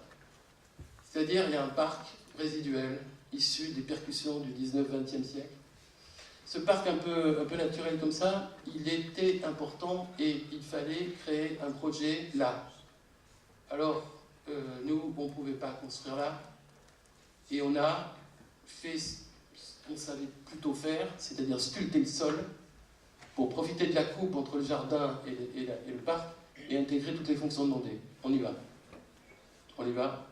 Voilà. L'image avant, l'image après, et on a sculpté un projet sur lequel on parcourt entièrement et qui offre, comme toujours, dans nos projets, un espace public en plus du sujet et en plus de la fonction. On a commencé, voilà l'état du projet. On a évidé cette partie-là pour rattraper le niveau du parc. On a incrusté l'auditorium, la salle de danse, des salles musicales en dessous. On a créé des éléments de lumière sur lesquels on peut marcher. Je pensais vraiment que ça fuirait, que j'ai des inquiétudes, on va tout finir. Ça marche impeccable, ça va. Voilà. La coupe, c'est un très petit projet. L'air de rien, c'est un très petit projet, mais en fait, il est relativement grand. On continue. La coupe, le projet, on a repris tout le château, hein, c'est-à-dire que c'est tout un travail, et on commence à voir la sculpture du sol. On continue. On revoit encore la sculpture du sol, c'est-à-dire que on a offert, aujourd'hui c'est une école de musique, donc il y a des spectacles, il y a plein de choses qui se passent dans cette cour, qui n'était absolument pas prévu pour ça. Et il y a évidemment un autre hommage à le nôtre, c'est la question du soclage optique d'un paysage. C'est-à-dire que vous construisez le soclage, quand bien même vous arrivez à une certaine crête, puisque l'image suivante va vous faire basculer de l'autre côté. C'est-à-dire Saudelou et finalement un espace public assez gigantesque, avec le plan de ce projet. On continue. En sous-sol, on a déraciné un peu comme on l'a fait pour le Struthof, les structures du château. On y va. Clin d'œil à Duweller dans la partie d'arrivée du public qui descend. On continue. On descend vers la salle de danse et l'auditorium. On y va. Le rôle des lumières. Le projet paraît beaucoup plus grand en sous-sol, on ne le voit pratiquement pas. Transparence sur le parc, image juste avant, transparence sur le parc, on continue. On continue. Encore.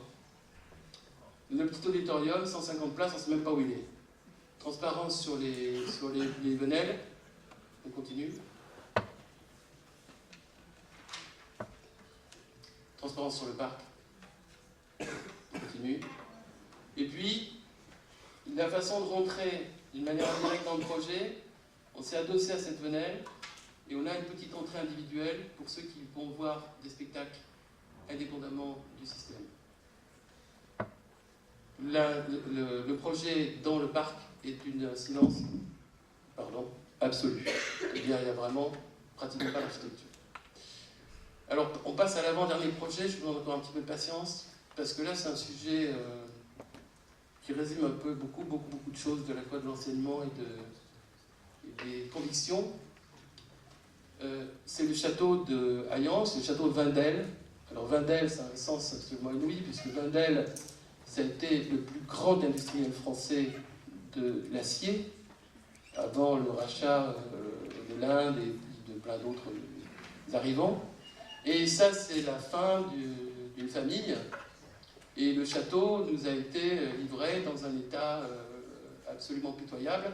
Et il fallait faire un centre civique, des lieux de communauté de communes, avec des lieux d'exposition, des espaces de travail, etc. C'était pas évident parce que, et là, il fallait prendre du recul pour comprendre, d'une part, la sédimentation tout court, et deuxièmement, la sédimentation optique du lieu pour arriver à porter cette nouvelle sédimentation. Alors, on a fait un travail un peu historique, c'est-à-dire comment était ce château lorsqu'il était luxuriant, enfin, dans sa bande de triomphe de la famille Wendel. Et on a essayé de reconstituer un peu à l'identique la partie des deux ailes qui restaient en ruine. C'est un lieu exceptionnel parce qu'il y a une espèce de forêt résiduelle. Le projet étant ici, et cette forêt résiduelle, elle planque une industrie moribonde, totalement pétrifiée, d'Hayange.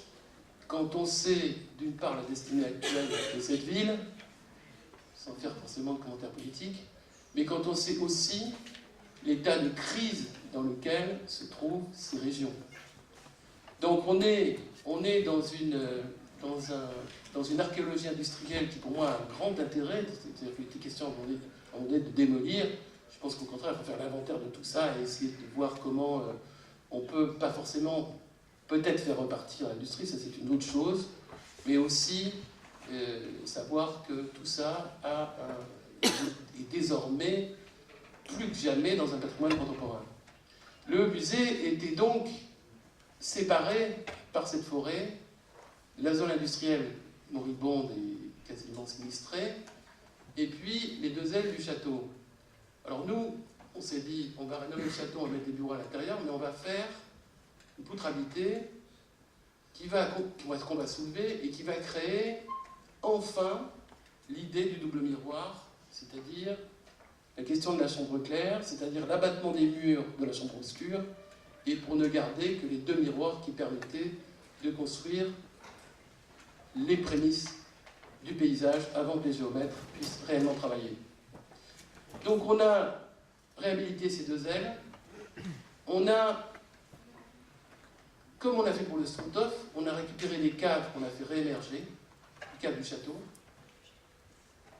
On a posé une structure métallique, ça ne pouvait pas être autrement pour nous, étant donné qu'on est dans un monde de métal, on est dans le monde de l'invention structurelle métallique, impensable de faire du béton dans un projet comme celui-là, et Dieu sait si j'aime le béton. Mais là, pour le coup, on s'est fait une structure à joint sec qui vient se mettre, qui est venue se mettre entre les deux ailes du château. Voilà, et avec tout d'un coup l'idée qu'on allait refaire une cour intérieure d'un côté, qui n'existait plus, et une transparence sur une forêt dont on se bat pour qu'elle soit évidemment conservée, parce que si elle n'est pas conservée, elle va mettre en scène d'une manière, à mon avis, trop ingrate, toute l'industrie de l'autre côté. Donc il y avait quelque chose dans cette coupe, le sens, la sédimentation, l'optique, surtout sous cette poutre.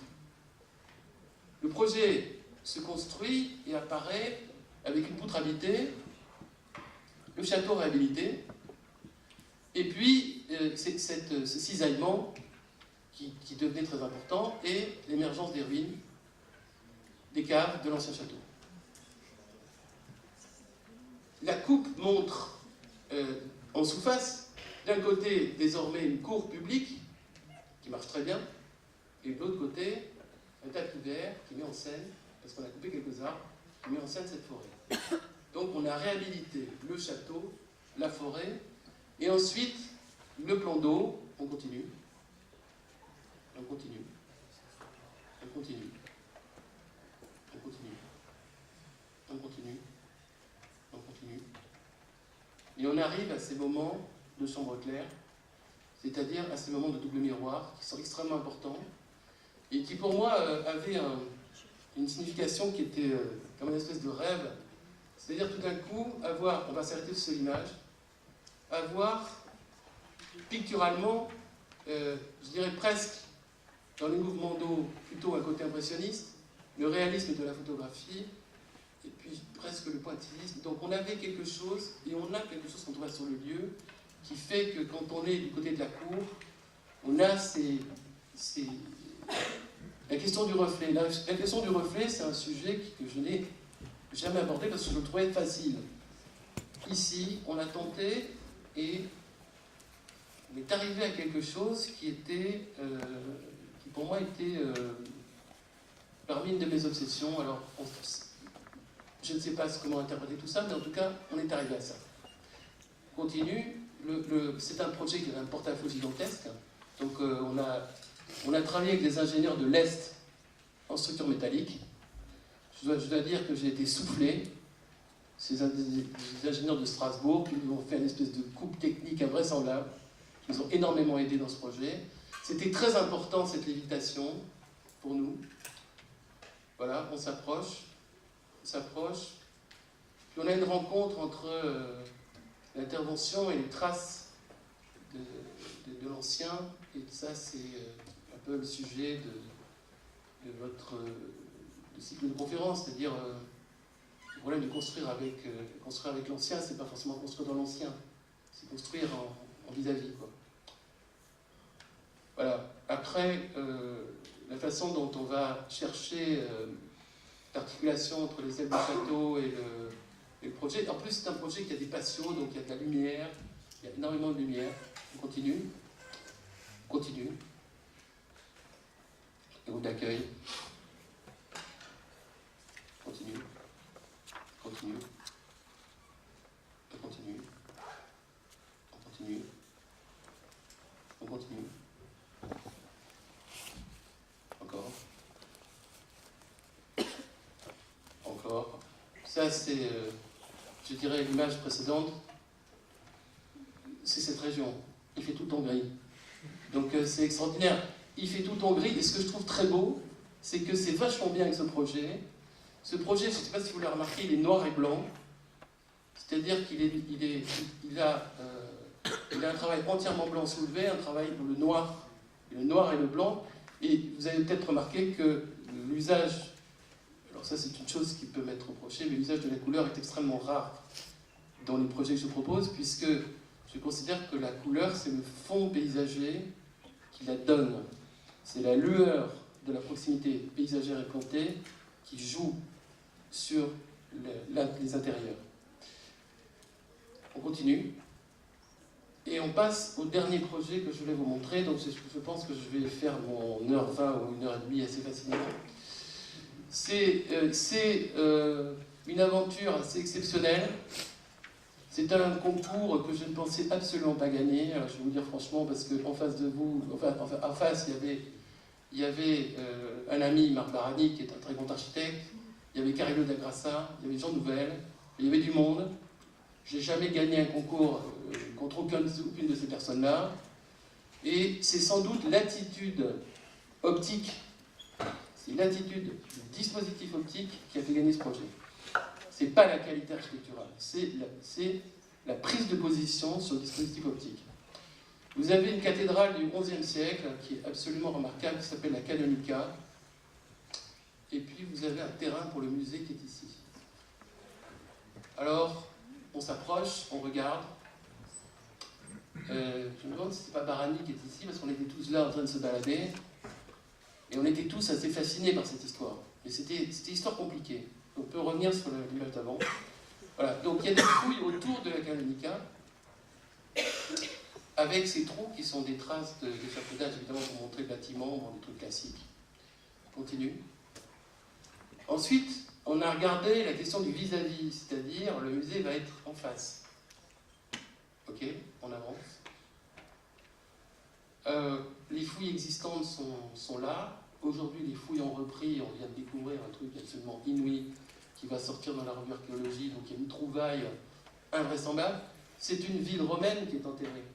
C'est-à-dire elle est à moins 1 mètre, mais elle est inondable. Donc il va y avoir un travail paysager de parcours soulevé qui va être, à mon avis, très intéressant. On continue. Et on regarde toujours, comme je l'ai proposé pour le Montbeuvray, comme je l'ai fait pour tous les projets, la question du vis-à-vis optique dans le grand paysage. Le musée va être ici, la cathédrale est là, parce qu'aujourd'hui elle s'appelle cathédrale, et là-dessous, à 1 mètre, il y a les ruines d'une cité romaine. Donc, voilà l'existant, aujourd'hui en fouille, et le devenir tout à fait exceptionnel de ce projet, puisque par vision radar aérienne, ils vont affouiller tout ça, et le musée a été disposé au fond, dans un choix où il était demandé de se poser au sol. Nous, on est monté, on a pris le risque, et on s'est dit, on va arriver par l'arrière, on va enfermer tout le site, on va arriver par l'arrière, le bâtiment soulevé va faire cadrage sur toutes les ruines, tous les affouillements qui vont apparaître, et chaque fois qu'on viendra dans le musée, il y aura de nouvelles zones de fouilles, en plus d'une exposition temporaire qui évidemment va évoluer. Donc on continue. Le projet est très simple, l'idée de ce projet est très simple. Il y a une masse du XIe siècle posée au sol extrêmement lourde. Nous, on lève une masse. Voilà. C'est-à-dire le musée, on le lève. On fait ce qui appartient au progrès du XXe et du XXIe siècle, c'est la question de la gravité. Et ensuite, on laisse en L, dans un travail de pli, le centre de recherche. On offre, comme toujours dans nos projets, autre chose en espace public, c'est-à-dire on offre un grand amphithéâtre pour des explications autres. Le musée est ici, il est soulevé, le centre de recherche est là, et le parking est toujours composé avec des taliers qui effacent les voitures dans une muralité, etc. On continue. La masse soulevée, en fait, est très travaillée, c'est-à-dire que l'intériorité est travaillée non pas sur le spectacle de la fouille, mais au contraire transversalement. On verra après pourquoi. On continue. On monte donc dans ce projet pour arriver comme à Dunkerque, comme au Palais de Justice d'Avesnes et comme dans plein de projets, on arrive dans une entrée qui est surélevée et qui permet de choper ce bâtiment avec une profondeur de champ et avec un soclage visuel devant. On va travailler le double miroir, encore une fois, avec un immense plan d'eau, et on va travailler le béton en béton de site, c'est-à-dire que une des raisons qui a fait gagner ce projet aussi, c'est que nous, on a dit, on travaille qu'avec les éléments corses. Donc moi, pendant ce concours, je suis allé me balader, je suis allé voir où sont les gravats, qu'est-ce qu'il y a, il y a du galet, il y a du pudding, il y a des machins, qu'est-ce que c'est? Et surtout, on est monté parce qu'il y avait 1,20 m d'inondabilité. Donc, en plus de l'argument de montée, c'est que la montée nous permettait d'échapper à l'inondabilité du niveau du musée. Et on a soulevé aussi la partie ici de centre de recherche qui est à 1 mètre plus haut de la cour arrière. Mais comme toujours, on efface optiquement les éléments de service, parking et autres, et on privilégie l'espace public sans aucune voiture dès qu'on est à hauteur d'œil. La question du double miroir va être, à mon avis, encore plus sublimée parce qu'on va avoir tout le reflet du travail des fouilles, des émergences, des petites boîtes qui vont apparaître. Il y a un travail de Carino d'Agrasta absolument magnifique qui a été fait dans un affouillement aussi archéologique où il a suspendu des boîtes qui ne touchent pas le sol. Magnifique, magnifique travail. Pardon? J'ai dit quoi? Ah pardon, excuse-moi, j'allais citer la ville, mais je ne l'ai pas fait. Tout à fait, je suis extrêmement... bon, peu importe. On y arrive, on y arrive. Le hall est ici, avec un escalier qui va monter donc, dans la partie soulevée, dont la dynamique va plutôt être transversale, c'est-à-dire que les immenses vues de ce musée vont être d'un côté vers la montagne et de l'autre côté vers les 3 îles, qui sont plutôt loin, mais qu'on ne voit pas si on ne les avait pas hissés. Le musée est je n'écris pas la muséographie, simplement je précise qu'on fait les muséographies de tous nos projets, qu'on fait l'aménagement paysager de tous nos projets, et qu'on fait tout le mobilier, c'est-à-dire que pour nous, faire de l'architecture, c'est une totalité. C'est-à-dire on n'a pas quelqu'un qui va nous arriver derrière et nous faire un graphisme un peu bizarroïde ou un truc. On est dans une totalité parce qu'on pense que tout est architecture dans ce projet-là. Donc on reconnaît le hall ici, la montée, on vient de la rampe ici, on a un duplex en partie haute, et ce qu'on a fait, c'est qu'on a le long de cette fissure toute la recherche actualisée, c'est-à-dire tous les plans qui vont expliquer les fouilles en cours, et par contre, après, on raconte toute l'histoire de cette ville. Le problème, c'est qu'on vient de faire 2 découvertes énormes qui vont sans doute modifier la muséographie de ce projet. On continue. On retrouve toujours ces thèmes d'amphithéâtre incrustés dans le projet. On continue. Et on arrive à des choses qui sont chères aussi, c'est que, pour moi, une toiture est habitée. C'est-à-dire une toiture, ça c'est le truc, aussi une toiture, ça offre évidemment un point haut, ça offre la vue, ça offre un plus, puisque ça offre là, à l'occasion des 2 îles qui sont, il y en a 3, qui sont au loin dans ce sens-là, et de l'autre côté, on offre les montagnes, puisqu'on est dans la plaine de Bastia et qu'on est dans un lieu absolument exceptionnel. Je crois que c'est fini. Ah oui, bon, il y a le chantier, pour montrer simplement que c'est en construction, donc c'est en plein chantier, on voit très bien la Canonica. On continue. Et je termine cette image parce que je conclurai sur une chose importante, c'est que la question des matériaux de ce projet, c'est qu'on est en béton de site, on est dans des gravats, on est dans pas des gravats, excusez-moi, on est dans des agrégats qui ne viendront pas de France. Ce projet, rien ne viendra de France, comme disent les Corses. Mais ça, je trouve ça très drôle. Moi, ça me plaît.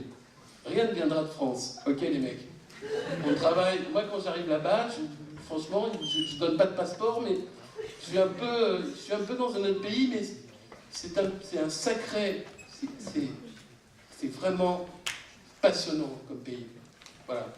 Et je dirais simplement que cette volonté de croire encore à la question du régionalisme critique, eh bien, je pense que Frampton, qu'on a beaucoup critiqué, qui est beaucoup rediscuté aujourd'hui, je crois que la notion de régionalisme critique, avec ce que je disais au début, la difficulté de construire dans certains pays, les différences de mode de production, la misère, l'archi presque au secours de situations catastrophiques, cette notion de régionalisme critique est plus que jamais d'actualité. Je vous remercie.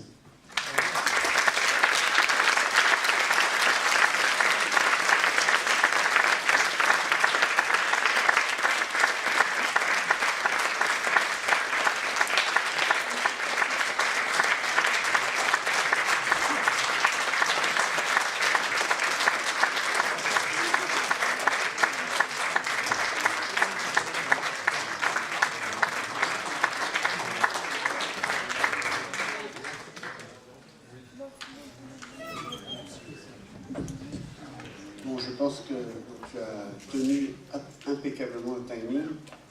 Une heure et demie pile. C'est formidable. Donc, j'espère que les étudiants ont des questions à poser.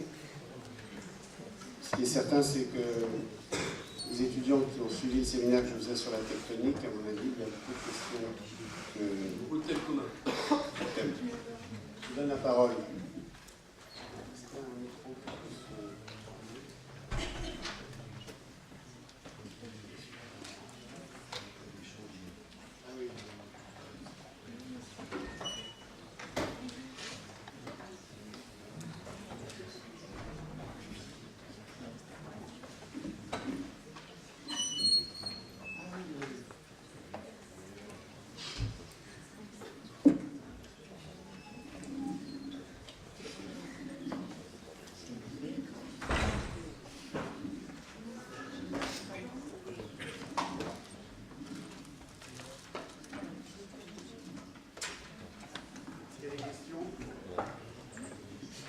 S'il n'y a pas de questions, je suis absolument pas vexé. Hein.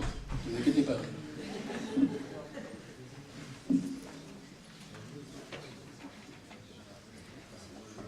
Oui,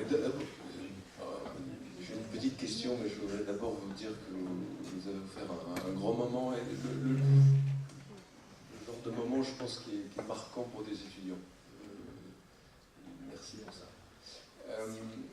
Et c'est moi, si je retiens une phrase, parce que j'en ai parlé à mes étudiants encore avant-hier, c'est cette idée du dispositif de sol qui précède le dispositif de projet, que je trouve parfaitement essentiel. Et, je dois dire que vous la démontrez ici avec maestria. Non, simplement la question presque anecdotique, je m'en excuse, mais vous avez glissé à un moment que le cadrage, finalement, n'avait pas d'importance dans le projet. Et je ne sais pas si une forme de provocation ou au contraire quelque chose de subtil qui m'a échappé, mais le cadrage, il est quand même omniprésent dans votre travail. Oui. Je voudrais en savoir un peu plus. Voilà. Non, c'est-à-dire que dans les premiers projets que j'ai fait dans ma vie, j'ai hésité à les montrer. J'ai fait une petite piscine, c'était un premier projet, et puis devant il y avait une maison provençale épouvantable, à côté une maison provençale épouvantable, donc j'ai fait 2 murs, un trou dedans, le plan d'eau, et une fois qu'on était au bord de cette piscine, on avait tout effacé et on avait cadré d'une manière presque abstraite. Ce que je pense, c'est que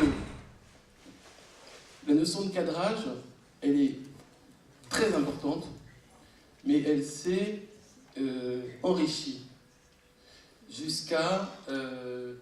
c'est-à-dire, on a eu tendance à j'ai pas montré une maison que j'avais fait au Portugal en 1985, c'est quand même très très loin, où j'avais multiplié les cadrages dans tous les sens, etc. C'était un festival.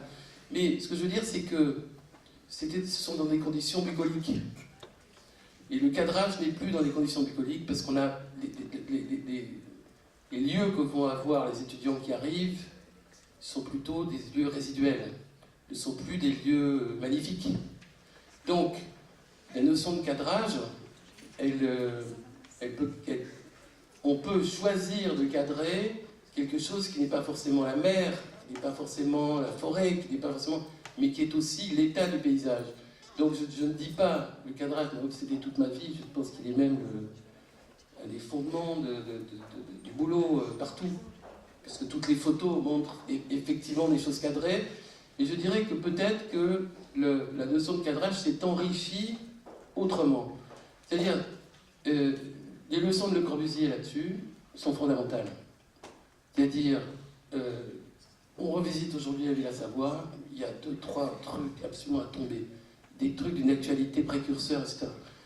Je pense que j'ai pas voulu parler de cadrage parce que j'ai voulu raconter une histoire sédimentaire. Si j'avais parlé du cadrage, j'aurais choisi peut-être d'autres projets. Mais c'était provocateur. Voilà. C'était provocateur pour évacuer quelque chose qui m'a beaucoup collé. Voilà, c'est-à-dire, Claudio Falucci, putain, ce mec est dans le cadrage, le truc de cadrage, du cadrage. Moi, je crois qu'il y a autre chose. Je pense qu'il y a autre chose.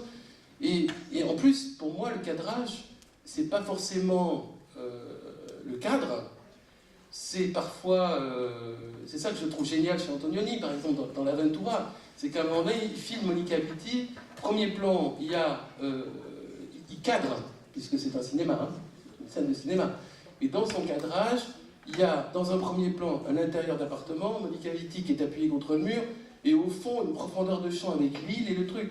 C'est-à-dire que pour moi, le cadrage s'enrichit d'une hiérarchie de profondeur de champ qui n'est pas forcément celle d'un cadrage pur. Voilà. C'est-à-dire que les choses ont un peu évolué, mais on trouve chez tous les modernes, chez tous les grands modernes, la question du cadrage déjà développée, avancée, etc. Et les leçons basiques chez Corbu ou chez plein d'autres. Mais le cadrage pour moi n'est pas suffisant comme discours. Voilà. Il n'est pas suffisant. Donc c'est une provocation.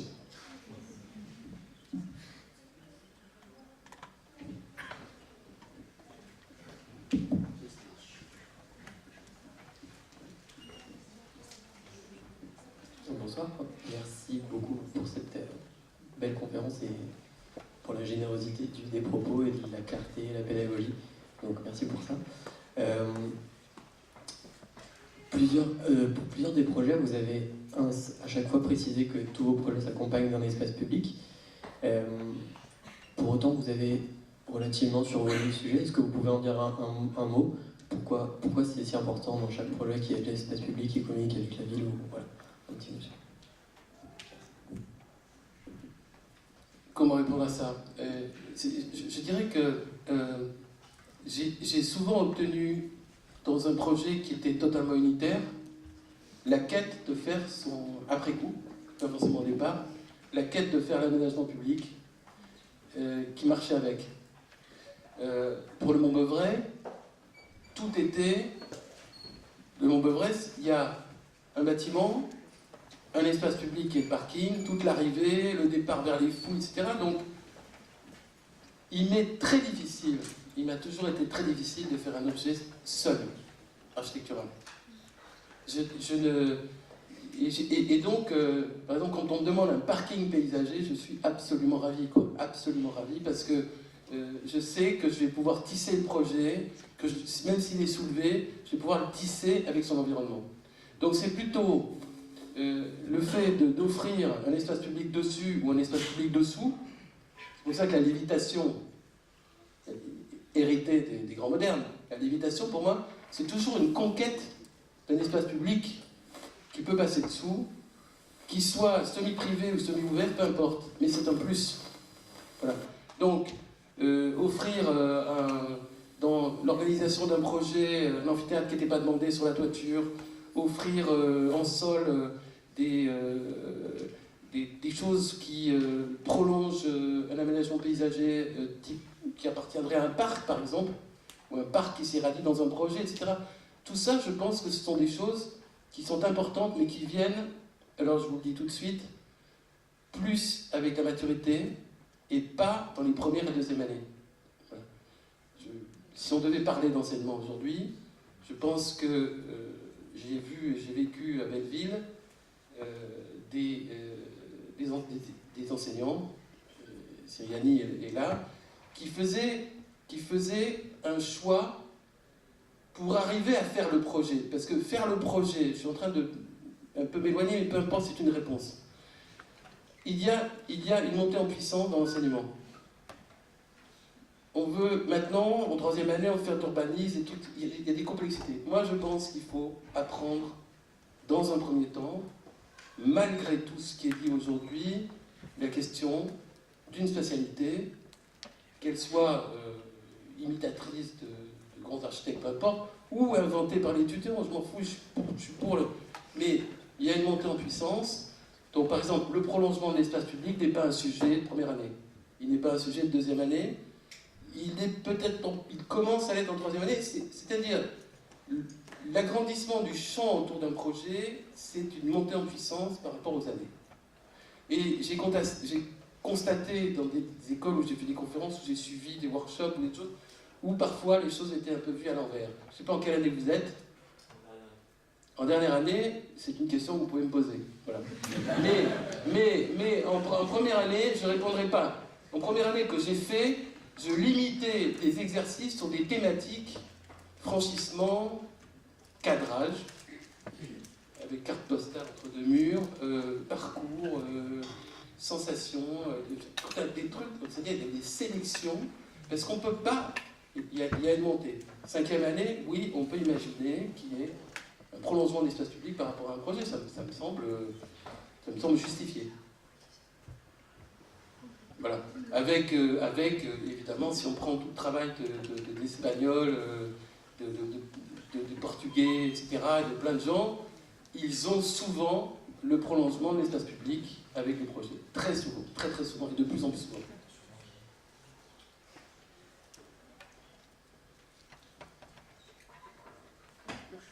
Une très belle conférence, superbe, c'est du génie.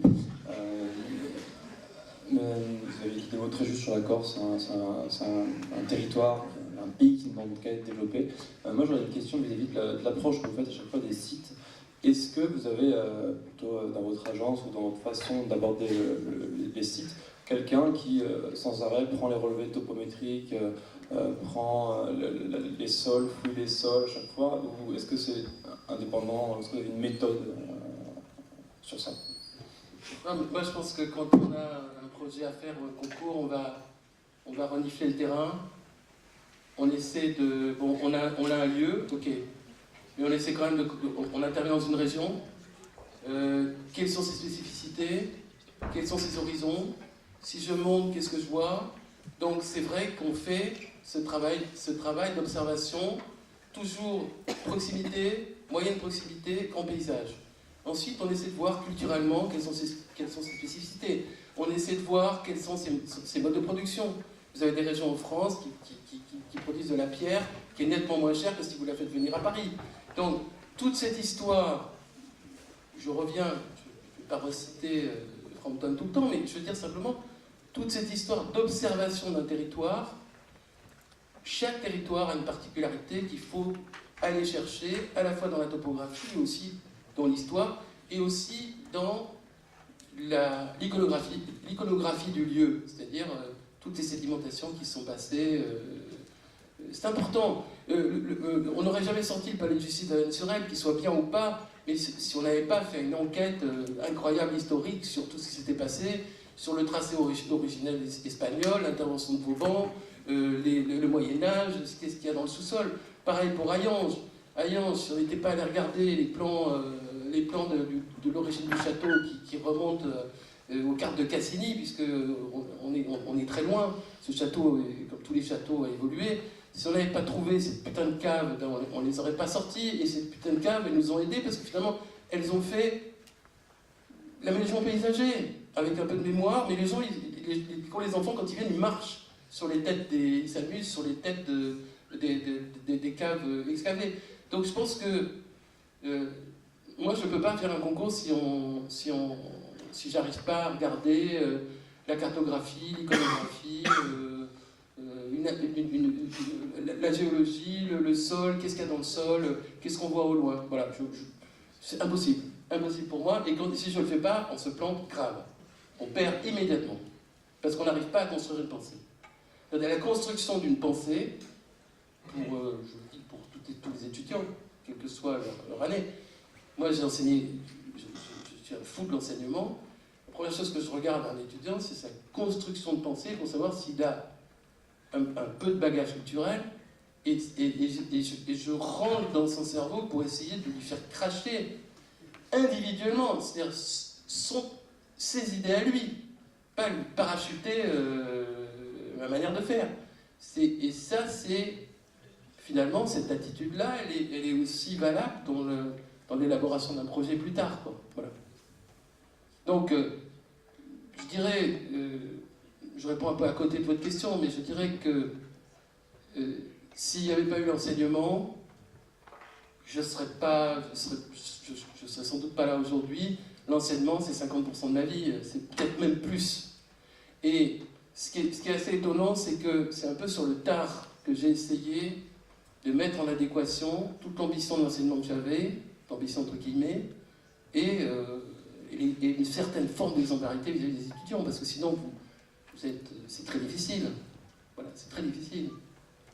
Et quand j'ai débarqué à Belleville, il y avait cet incroyable moment où je voyais une nuée d'étudiants autour de Siriani qui n'ont pas forcément continué son style de travail, son truc, mais ils avaient une putain de mécanique de travail, et on en retrouve maintenant plein qui ne sont pas du tout dans le stylistiquement totalement différent. Mais un enseignant, l'enseignant, il faut y aller, quoi. Il faut s'investir, il faut rentrer dedans. Moi, sans enseignement, je n'existerais pas. J'ai une passion pour l'enseignement. Je te remercie.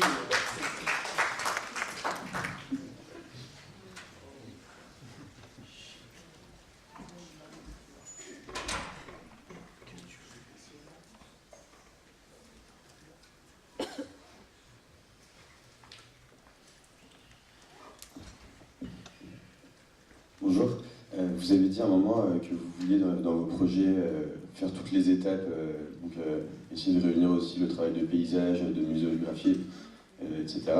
Et ça paraît un peu compliqué aujourd'hui. Comment concrètement ça se passe? Est-ce que vous avez des paysagistes dans votre agence, ou est-ce que vous pensez que c'est l'architecte qui doit faire tout ce travail-là lui-même? Non, je pense que l'architecte, c'est très difficile de... L'architecte, pour moi, je parle souvent que dès que on a un aménagement paysager à faire ou autre, de dispositifs. Après, il y a un monde du vivant. Le monde du vivant, qui est extrêmement important, parce que c'est un monde qui met beaucoup plus de temps à se développer. Je ne sais pas le faire. Donc, évidemment, on s'entoure de gens qualifiés pour faire une équipe qui permet de répondre à la question de savoir planter, parce que savoir planter, faire une fosse d'arbre avec un drain, une motte, un entretien, les règles du jeu, un descriptif, etc., on se fait aider, une espèce de famille dans l'agence où interviennent un certain nombre de gens qui font qu'on arrive à cerner tous les sujets. Voilà. Mais c'est pas moi qui vais dire je choisis avec un nom latin, tel truc. Non, c'est un métier. En même temps, par contre, ce que je revendique, c'est le travail sur le sol, en sens déblé-remblé, constitution, effet optique, et après, sur les matières, sur les matériaux, sur la question des bordures, des minaires, etc. Oui, il y a une équipe qui est formée autour et qui permet de gérer ça. Et qui est toujours la même, qui est souvent la même. En muséographie, c'est pareil. C'est-à-dire, on a un noyau qui est là depuis très longtemps, qui me connaît par cœur, et je pense que la question de la muséographie, c'est encore mais c'est un sujet pour moi qui est tellement complémentaire aussi, que... Voilà. Alors après, il y a le danger de vouloir tout maîtriser, et on peut s'y perdre. Donc c'est une bonne question. Et je ne suis pas en concurrence, je ne me considère pas du tout en concurrence avec les paysagistes. Il y a plein de paysagistes dont j'aime bien le travail, qui ont des sujets. Mais quand je suis arrivé à Belleville, en venant de Tolbiac, il y a un studio que j'ai créé qui s'est appelé d'une manière peut-être un peu pompeuse, Architecture et Paysages. Voilà. Alors il s'est trouvé qu'est arrivé des étudiants qui avaient envie de travailler les deux, mais il y a un moment donné où la limite entre le caduc et le persistant, les hiérarchies d'arbres, etc., je ne pouvais pas aller plus loin. Et ceux qui ont voulu aller plus loin sont allés se spécialiser dans l'école de Versailles, qui est une super école, voilà, ou de Blois, ou d'autres. Et bon, après, il y a des paysagistes qui veulent être architectes, il y a des architectes qui veulent être paysagistes, il y a des paysagistes qui veulent être urbanistes. Tout ça fait pas une concurrence, parce qu'il y a des gens qui arrivent à être justes pour passer d'un domaine à l'autre. Moi, je prétends pas ça. Moi, je prétends ne pas pouvoir avoir énormément de difficultés à faire un bâtiment solitaire, et j'ai besoin de l'accrocher, toujours. Donc, qu'il soit dans un travail, que le travail du sol précède son intervention. Après, je n'ai pas de prétention de réaménager la Roure ou les zones industrielles de Mestre, ou tout Dunkerque. C'est pas mon sujet. Mon sujet, il est limité, vous l'avez très bien vu. J'ai une échelle de projet. Au-dessus, je me perds. Tout comme j'ai une quantité de gens qui travaillent avec moi, au-dessus, il y a une limite de gens. Il y a un seuil. Parce que je veux rester très artisanal.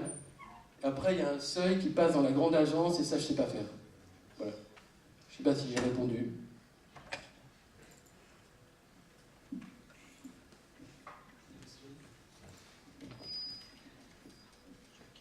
Oui, moi, j'en ai une. Tout à l'heure, c'était un peu, ça peut paraître un peu prétentieux quand je parlais de la niche et tout cela, mais ce qui est très intéressant, c'est de voir justement ces allers-retours entre l'intuition et le savoir. Comment justement le projet, cet acte de pensée et de transformation, et pardon. Donc il y a, mais ça me renvoie quand même, il y a deux choses donc, dans ce que tu as dit, l'architecture du sol, ça me fait penser très fortement à ce que dit Luigi Snozzi quand il dit qu'on a beaucoup de leçons à apprendre des agriculteurs, des paysans, c'est-à-dire la question de creuser le sillon, de savoir comment l'eau va s'écouler dans le sol. Donc ça c'est très important, ce côté tactile, intuitif. Et puis d'un autre côté, ça me fait penser à ce dialogue très sophistiqué, cette lettre de Gilles Deleuze à Serge Daney, en préface à son livre sur le cinéma, et qui lui dit, très belle lettre, où il lui dit finalement, dans le cinéma, il y a trois histoires, il y a trois époques, comme dans la peinture.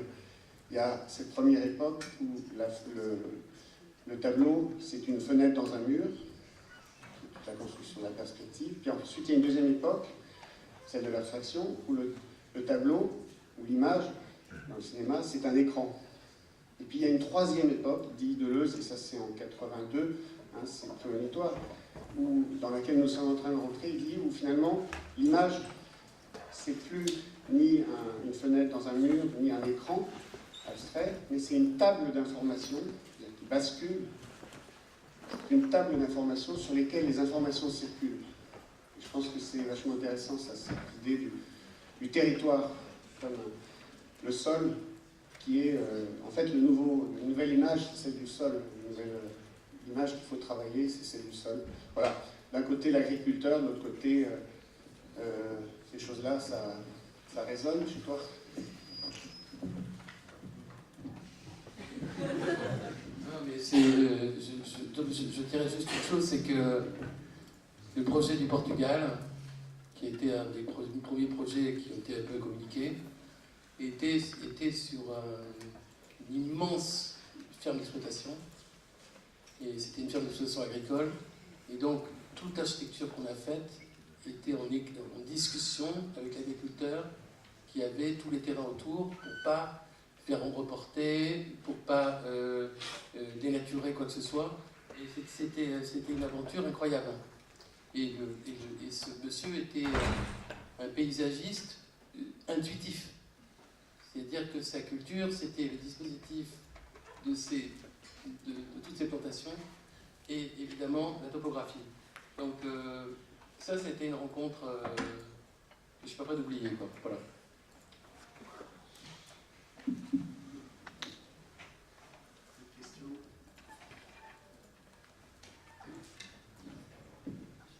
n'y a plus de questions?